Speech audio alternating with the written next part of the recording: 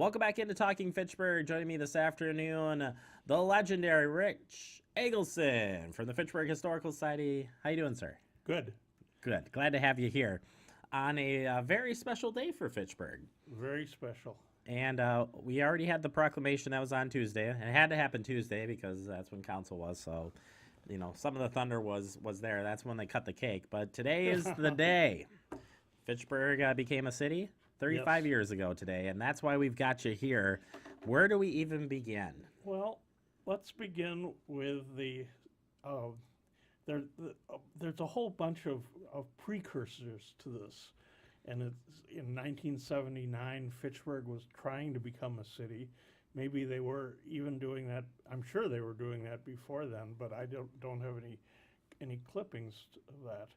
But what happened was that Fitchburg went to the state Supreme Court, as it had many times before, and the state Supreme Court always said, well, you know, you don't have certain criteria to become a city. You don't have the infrastructure. You don't have and Fitchburg people really disagreed with this. You don't have the social, the background from all the things that the infrastructure, the social infrastructure that Fitchburg needed to become a city. So they got ruled against. And then what happened was that in 1981 or two, the city, the town then of Fitchburg decided that they would get involved, they would try to incorporate under a law that was created specifically for the town of Oak Creek in Milwaukee County. And this would allow any town next to a first-class city and that had a population of over 5,000 to incorporate. And Fitchburg said, well, you know, pretty much we have a population of over 5,000. Madison is not a first-class city. We could debate about that. Is Madison a second-class city or is it a first-class city?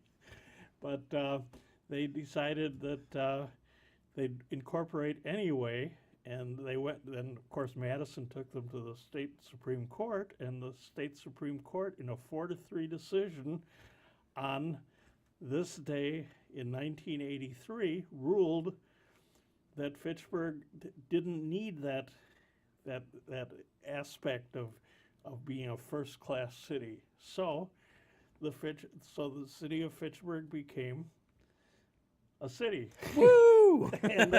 and so, but the way it did it was kind of through the back door. It was a little bit, there's a certain amount of skullduggery. There's a word. And, you know, but this is the way municipalities in Wisconsin work. So it's nothing special for the city of Fitchburg to be that way. They did it all over the state. They do it, and they still they go to the legislature and they try to create their own city. The legislature eventually created a new process, more formal process, and they allow towns that are urbanizing to become villages. And I'm a member of the state board, which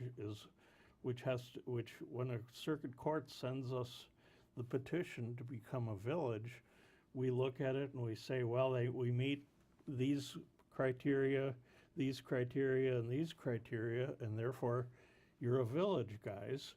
And the last one that did that was part of the town of Menasha, which became the town of Fox Crossing, or the village of Fox Crossing.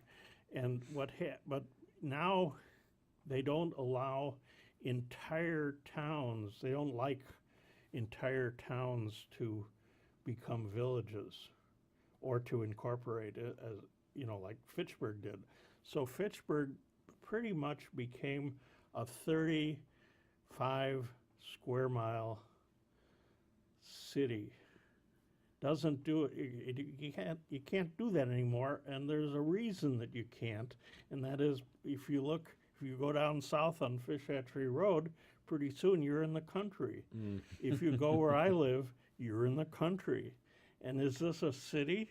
You know, so there's really a big question as to how, you know, where are we in Wisconsin as ordering urban, you know, orderly urban development, and are we doing it? Fitchburg is doing a pretty good, pretty responsible path to urban development, but excuse me, there's still stuff that happens. Did you brought some other photos along too as the journey continued to today, I guess. What else did you bring to help tell this story? Let's see it. Let's do it. So there's the first Fitchburg City Council, and the guy who's administering the oath is the municipal judge named Andy Summers, and the person to his right is Jeannie Sealing. I can't remember the next two people to her right, but then on the far right there's Bob Wolf, who recently passed away, and he was a neighbor of mine. Yeah, and then we had the first mayor.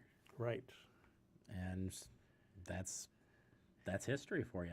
And Jeannie was here at the they had some of the mayors came out for the event here, and Jeannie was there. So I wish we could spend more time going into this, but we got to save it for another time. Okay. But I appreciate the breakdown of how we got there today, and I appreciate your work there, all that you guys do for the Historical Society. And happy birthday, Fitchburg, right? Right. Are you going to have a party at the house today or something? No. No? No, but you're invited anyway. Okay, I'll bring the drinks and the snacks. Got it. All right, Rich, thank you so much. That's Rich Adelson again from Fitchburg Historical Society. We got to take a quick break. You are watching Talking Fitchburg.